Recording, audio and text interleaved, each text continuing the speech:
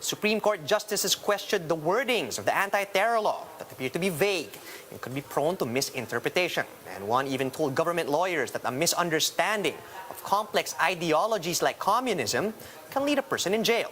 To give us more details, we have Marlene Alcaide. She's reporting live from Mandaluyong. Marlene, could you give us the latest on the anti-terror law?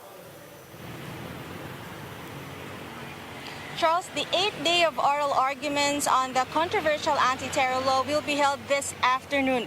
This after the Supreme Court justices scrutinized the vagueness of some of the law's wordings in yesterday's interpellation. During the oral arguments on Tuesday, justices grilled lawyers of the government who are defending the anti-terror law, pointing out that some of the law's provisions are prone to misinterpretation.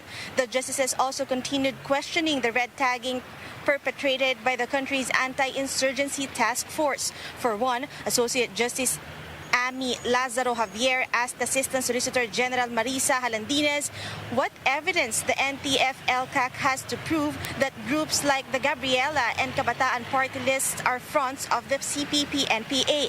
Javier pointed out that no official resolution on the progressive group's link to CPP-NPA has been released. This led the justice to ask whether the government has insufficient evidence. Halandines said she could not answer the question and deferred to National Security Advisor Hermogenes Esperon. Justice Javier also asked if spokesperson Antonio Parlade's statement linking groups to CPP-NPA is in his official capacity as a spokesperson. But Halandines denied that these are Parlade's official position and are only based on his personal opinion. Meanwhile, Justice Marvic Leonen pointed out that there is nothing wrong with being a communist. He explained every person is entitled to their own political view, and to be communist does not automatically mean that you're part of the CPP-NPA.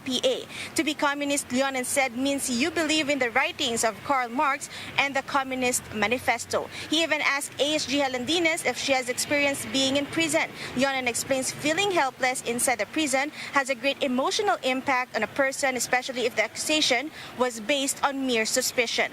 Justice Amy Lazaro Javier also asked about the government's steps to allay the public's fear about the anti-terrorism law. One justice pointed out that the definition of terrorism under the anti-terrorism law is too vague. Government lawyers also admitted that there are no standards yet determining what these acts of terrorism are. Justice Kagiwa also asked what the law standard is in defining an atmosphere of fear. The ASG said there is none. Charles, this afternoon, 2 remaining justices will lead rounds of interpellation. If all the justices will finish interpellation of representatives of office of the Solicitor General, it will be the National Security Advisor Hermogenes Esperon's turn to face the justices and personally answer the magistrate's queries on the contentious provisions on the law. Charles? Thanks for that report, Marlene. That was Marlene Alcaide reporting live from Mandaluyong.